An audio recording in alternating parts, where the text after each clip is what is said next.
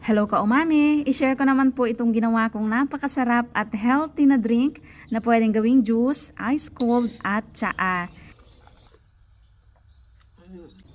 Alam kong meron nito sa atin dahil may mga kaibigan ako na nakikita kong nagtatanim nito at hindi ko lang alam kung paano naman natin ito kinakain o kung ano naman ang ginagawa nyo dito para mas sumarap at mapakinabangan. So hindi ko po ito tanim, binili lang namin dahil nga gusto daw imukbang ng aking asawa, isaw-saw sa asin.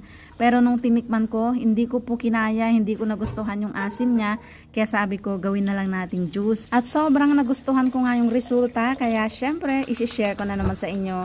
Ang unang ginawa ko ay tinanggalan muna ng buto yung ating cranberry at pinakuluan sa tubig ng 5 minutes. Pagkatapos ay medyo pinalamig ko muna at ilagay naman natin sa blender.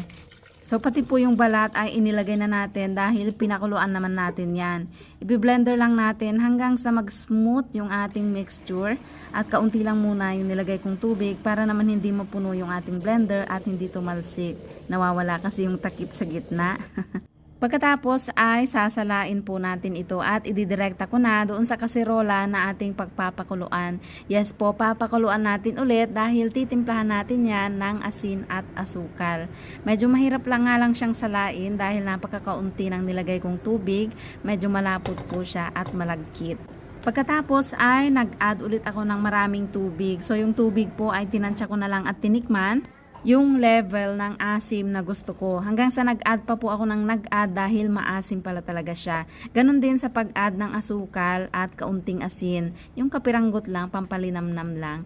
So nag-add ulit ako dyan ng maraming tubig at asukal dahil nga sobrang asim pa niya. Sa kalahating kilo po ng cranberry na ginamit ko ay nasa 2 litro ng tubig ang inilagay ko at nasa 1 cup naman ng asukal. So depende pa rin sa pagkakahinog ng cranberry na gagamitin natin yung timpla. So tansyahin nyo na lang po katulad ng ginawa ko.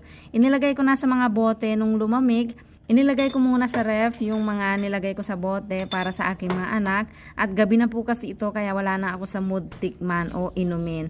Kinaumagahan ay ininit ko po yung natitira sa kaserola at ginawa munang tsaa. Kaya tikman na natin. Ito na po yung ginawa nating tea. Cranberry tea. Mainit-init pa po siya at ginawa kong manamis-namis na maasim at ang bango. So ito pala yung isa sa pinakamagandang paraan para kainin itong napaka-aasim na cranberry. So mas maganda po sana kung pula o kung super hinog na yung gagamitan natin. Dahil itong mga ginamit ko po ay maputi-puti pa, hilaw pa yung iba. Pero ang ganda ng kulay ng ating tea. Pink na pink. Ang sarap. Yung bawat higop mo, yung parang gusto mo pa ulit dahil hindi siya nakakasawa. At dahil hindi siya super tamis, kaya masarap higup-higupin. Refreshing. Kahit hindi pa naliligo, dahil kakatapos ko lang po maglinis ng bahay. At ito naman ka-umami yung nilagay natin sa bote. Super lamig na at napaka-refreshing ng itsura. So shake-shake muna natin dahil may mga malilikit na sapal pa siya. Try natin.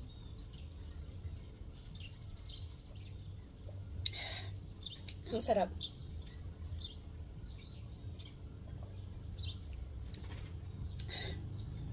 Yung napaka-asim pero manamis-namis at dahil sa nilagyan natin ng kaunting asin, parang malinamnam siya.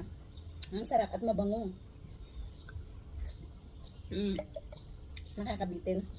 And next time, itry naman natin yung ice cold. Lalagyan natin ng yelo.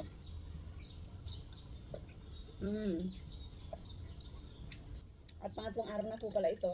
Dahil yung mga bata ay ininom naman nila yung mga nasa bote at yung naiwan pa dun sa ating kaserola.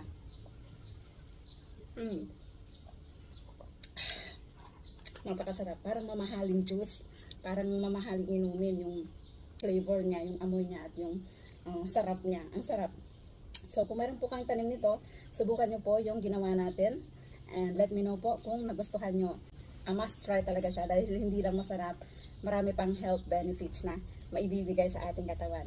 So yun lang mga kaumami, kung nagustuhan nyo po ang video, paki-share naman at baka ikaw naman ang mapili na mabibigyan natin ng regalo sa susunod na Friday. Ayan. Thank you for watching. Bye!